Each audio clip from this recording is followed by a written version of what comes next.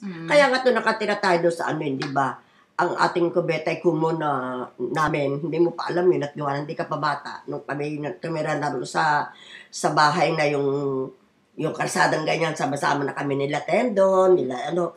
Ay, ang kubeta namin, pumupunta pa kami doon sa ano pumupunta kami doon sa Kumon na kubeta ng, yung gitna ng area 2, area 3 na yon, may isang mahaba na dalawang posisyon yata yun na andun ang paliguan, andun ang kubeta. Meron lamang gayon yata. Meron gayon. May mga cubicle lang. Yan. Doon kami napunta. Ang mga bahay-bahay wala? Wala pa. Hindi pa nga naiaayos nung kami tumira doon sa ano. Nung tumira kami doon sa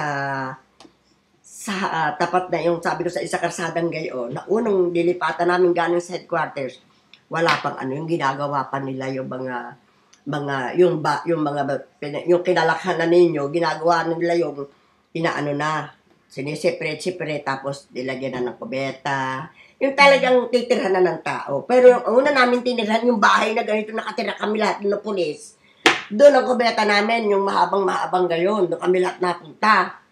Pati nga si Prema, doon kaya nga nabagsakan nga yung ulo niya nung pang ano ng sampayan, yung bakal na ano humangin, ay nalaglag, humiga, lagay, tamang siya nandun.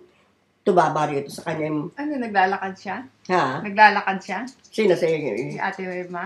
Yung bata? O kami, magkasama kayo? magkakasunod kami.